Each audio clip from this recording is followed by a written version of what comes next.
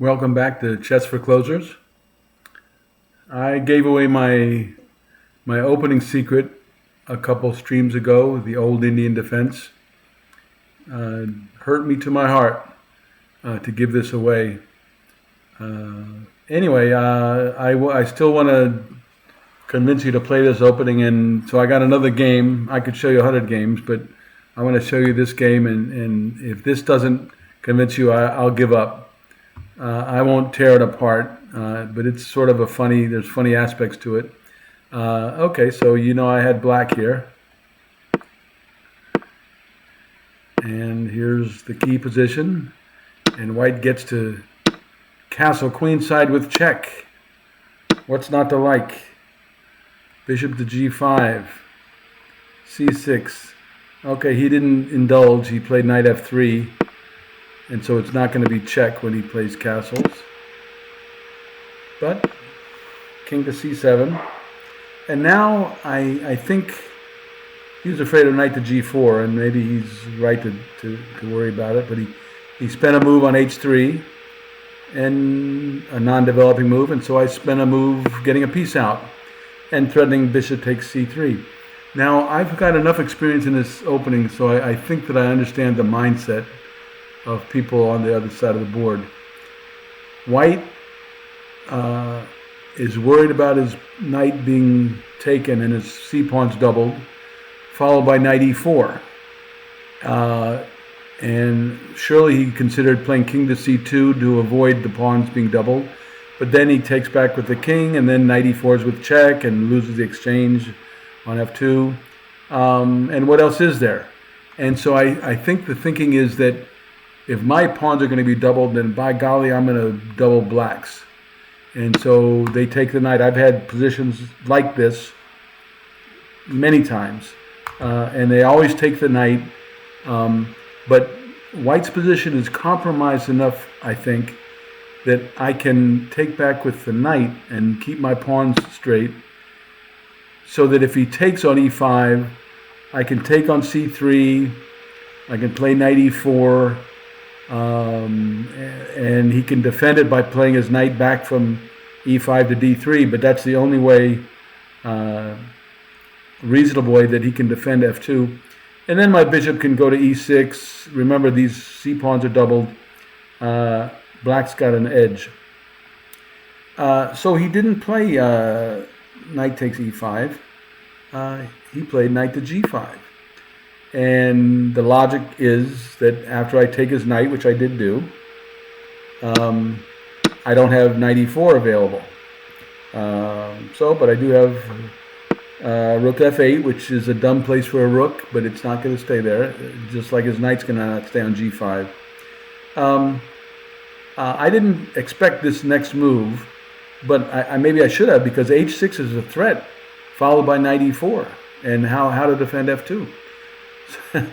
So maybe he's forced to play f3, and I was forced to play h6, and forced to give him another pawn island. Yeah, don't try this at home with these pawns. The only thing to do now is to try to make his pawn structure even worse. And I succeeded. I succeeded in that. Hard to imagine how it could be much worse, but it got a little worse. Okay, so I get a piece out, and he defends the c4 square. Rook on a to d1, and bishop to e2. And now, how to improve the position of my pieces? How about the c5 square for my king? Looks very juicy. So I head that way. King c5. Now he played here. Yeah, I mean, just trading, for instance, white can always trade off rooks and go into a bishop ending, but why would he? It's terrible. And I could have played b6 here. But then how can my king, for instance, if my king needed to defend the d8 square, how would I do it? I decided to play here, and there can't be anything wrong with it. But then he played rook on h to d1. And of course the obvious move is Rook on f to d8, right? What could be wrong with it? It loses. It's very similar. I had a stream the other day that I'm thinking about. At any rate, the theme was the principle of two weaknesses. Well, and there was a tactic that I tried to turn into make it an example of the principle of two weaknesses. I'm not sure I succeeded. But the point here is if rook on f to d8, white has rook takes b7. And if the rook goes this way, white takes on d8, and white has won a pawn, and it might be, and his rook's on the 7th rank, he might have turned the game around completely. So I don't remember actually playing this game. I do remember the pawn structure, but I don't remember what I was thinking during the game. I am very proud that I didn't make the easily automatic move, rook on f to d8. I mean, that's what rook to d7 was setting up, doubling on the file. And there's this tactic out of nowhere.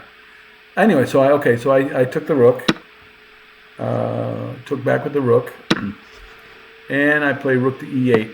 I think my idea is to face off on the d file because any bishop ending is going to be won, of course, with my superior king and superior bishop, superior pawns.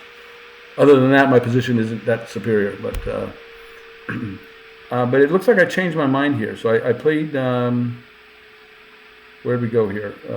Rook to e1, e8, rook to d2, so he's on the d file. But now I think I just sort of punked out. Maybe I was worried that if I come up here, that he'll come down to d8 and get active that way, and that's no good. The machine thinks gives me minus 301, so I think that's a winning edge. And what do they like? They like rook e7, and then they don't think rook to d8 is anything special. So anyway, they like rook e7. I played king to b6, so now I'm going to play king back to c7, trade off rooks, and then go back into the bishop ending. They didn't like it, but I'm still up 2.24, and so I'm still winning. So let's see here: king to knight 3, king to knight 3, and now I play a move that the computer really doesn't like, and I don't like it either. As I said earlier, the c5 square is a great square for the king. You just can't imagine a better square. But I was worried about, of course he can't play c5 now because the king is there. But I was worried about white getting to put that pawn on black and shutting my king out.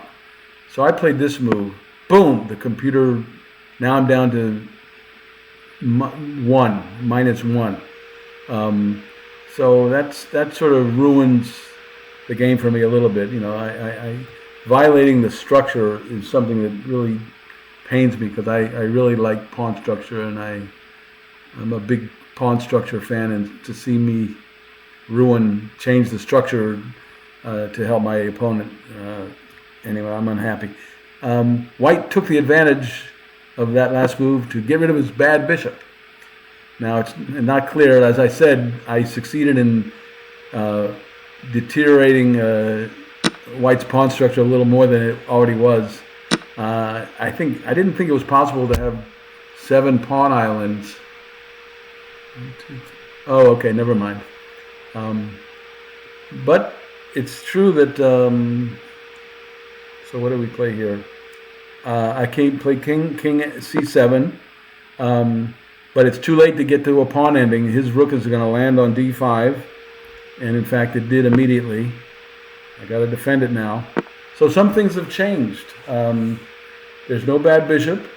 It cost him a little bit in terms of pawn structure, but he may have been very happy about getting rid of that bishop in spite of the pawns. And now the computer doesn't think black has much of an advantage here. I didn't know that at the time, of course. I still think, I had every intention of winning. I think black could maybe just sort of get in, as the backgammon players call it, a blot hitting contest, where black gets his rook active and takes as many pawns as he can, and white will be doing the same thing, and hopefully black will have one extra pawn on the king side when the whole smoke clears. But I decided that there was another way to activate my rook without activating his rook. King to c7, b6, king a4. Okay, so I free my rook. That's a first. That's an important part. King back to b3, and now I go for the open file. And he better run back and defend against an invasion, and he did, sort of. Now he played rook f1. I could have played h3 now, but I decided to get my king more active in case he plays something like g5, which is what he did.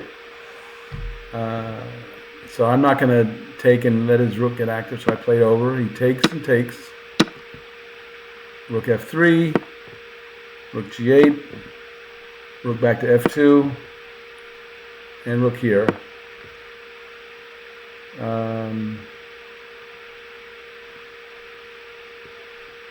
Now I played rook f5. So he's making his break. I'm winning a pawn, but his rook is going active. So that's the right strategy, absolutely. Rook f5, rook takes g2, rook h5. I play here. Okay, so it is an extra pawn. And of course, these pawns can easily be lost, but it's not so easy now. Maybe it's almost a mutual stalemate here. It's hard for black. I guess I come around here and run his rook off the h line, maybe. Okay, so rook 7. Now I could have played. I guess I could have played h3 and moved my pawn all the way to the 7th, but I decided to toy with him, I guess. So now he can't help but the b6 pawn is too juicy, and it comes with check. So I play here, and he takes with check. But now I'm going to try to keep him from getting behind my h pawn. But he's going to try, and I take the h8 square away from him. But there's the check, and now rook to knight 8, rook e7, check. Okay, we may not have to see much more of this. Rook knight 3, king here. Yeah. Okay, I won't torture you. Anyway, so the reason I thought this was sort of a fun game is because of the pawn structure. And I would say that you'll get positions like this out of the opening. You know, the problem, the key is that white, until you make master or something, it's easy to fool yourself into thinking that castling with check and putting black's king on d8 means you have a better game, maybe much the better game. Well, you're not going to play the rest of the opening well if you think you're winning. If you're that off, and this is a misleading position for a lot of people. A computer wouldn't be fooled by it, but a lot of people think that taking away black's casting privilege is a big deal, and it is not. I want to say something else. I may show one. It won't be one of my games.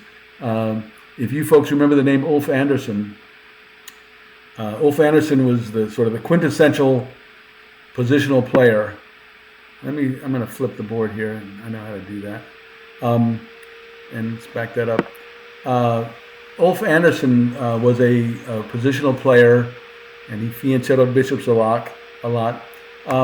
What I want to tell you is there is one grandmaster who is known for, how to say this. Well, let me say this. Ulf Andersson played the English Opening a lot, and there's at least one game, and there's a collection of his games published, not by him, but by a couple other folks. Anyway, in a game where Ulf Andersson had white, he played c4, the English Opening, but then a couple moves later, he decided to play the old Indian defense with white. I mean, you can always play an opening with colors reversed, right? So he played c4, but then a couple moves later, he decided that he would play the old Indian defense with the queens coming off and his king, getting off onto the side. Remember, on the black side of it, black's king goes to d8 and then goes up to c7 to hide. Well, Ulf Andersson played the same position with colors reversed, but he started with c4. Now, how could that possibly be? That's my teaser here. He got the same position that I got in my game, but he started the game with c4. It seems like it violates the laws of chess. Pawns don't go backwards.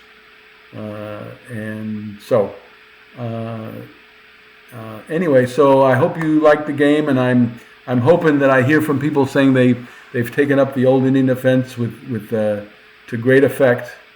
And like I said earlier, you will learn a lot. You'll learn how to play bishop endings, bad bishop versus good knight endings. You'll have the good knight. How to exploit your opponent's bad pawn structure. All of this stuff. First of all, if you're going to get good, you got to know these things. But this is a great opening to teach those things. So I hope you like the game. Please subscribe and send me old Indian games. I want to see them. I want fellow travelers. That's not the right word, but I want more old Indian players. The world needs more old Indian players. Okay, so check us out next time on Chess for Closers.